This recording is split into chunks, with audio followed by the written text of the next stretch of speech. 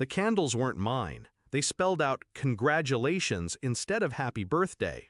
My brother stood on the chair, arms raised like a champion, while my parents clapped and cheered. I sat in the corner, 21 years old, invisible at my own party. When I asked where my cake was, Mom snapped, "You're just jealous of your perfect brother." The word jealous echoed in my skull. Then Dad pointed to the door. "Get out. Don't ruin his night." So I left, my bag slung over my shoulder, and I smiled, because inside that bag was an envelope, an inheritance letter with my name on it, the one thing they didn't know.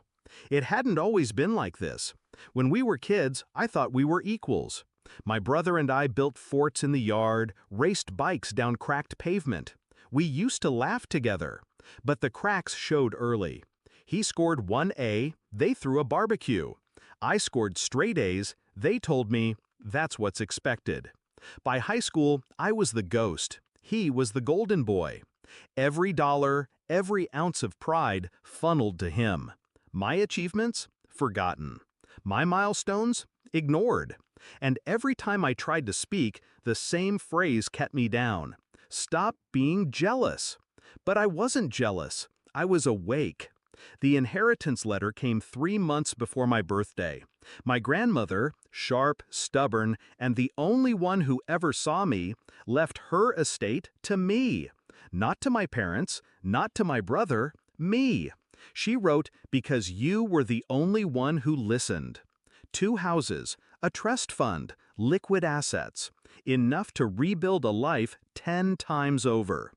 I folded that letter neatly, tucked it away, and waited. So when they kicked me out that night, they thought it was punishment. It was liberation. I checked into a hotel, used my grandmother's lawyer the next morning, and signed documents that shifted everything under my name. The beach house? Mine. The savings accounts? Mine. The land my father bragged about retiring on? Mine. They didn't know yet, and I didn't tell them. For weeks, I stayed quiet. I watched from a distance as my brother flaunted his new promotion. My parents basked in his glow. They posted photos online, captions dripping with pride. I let them celebrate, because storms hit harder when skies look clear. Then the bills started arriving. Property taxes, maintenance fees, invoices tied to assets they assumed were theirs. My signature was on everything now. Their calls came fast. "Why is our mortgage company contacting you?" Dad demanded. "Because it's not your mortgage anymore," I replied. Mom cried. My brother shouted in the background, calling me selfish, cruel. I hung up. But I wasn't done. I put the beach house up for sale. The one they used every summer, the one my mother bragged about to her friends. I sold it quietly, quickly, profitably.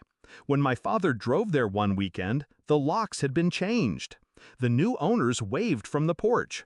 The rage in his voice when he called me was almost musical. "You betrayed us!"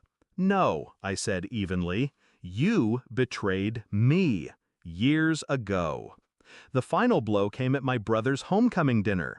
He'd just moved back to the city. My parents threw another party in his honor, of course. I arrived uninvited, dressed sharp, calm, carrying one folder. When Dad saw me, he sneered. "What are you doing here?" I placed the folder on the table. Inside, final transfer papers. Every remaining property, every financial tie cut cleanly from them. All under my name. My brother grabbed the papers, scanned them, and went pale. This can't be real." "It's very real," I said. "Grandma chose me. You were too busy being perfect to notice her." Mom reached for me, trembling. "Please don't do this." I looked her in the eye. "You already did." And I walked out. That was a year ago. Now I sit on the balcony of my own home, city lights flickering below, my grandmother's photo on the table beside me. My parents sold their car to cover debts. My brother's perfect life cracked under loans and failed investments. They built their empire on favoritism. I built mine on patience. And when the moment came, I didn't need to scream, didn't need to fight.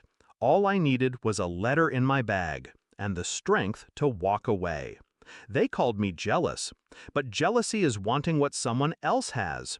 I never wanted his spotlight. I wanted justice, and I got it.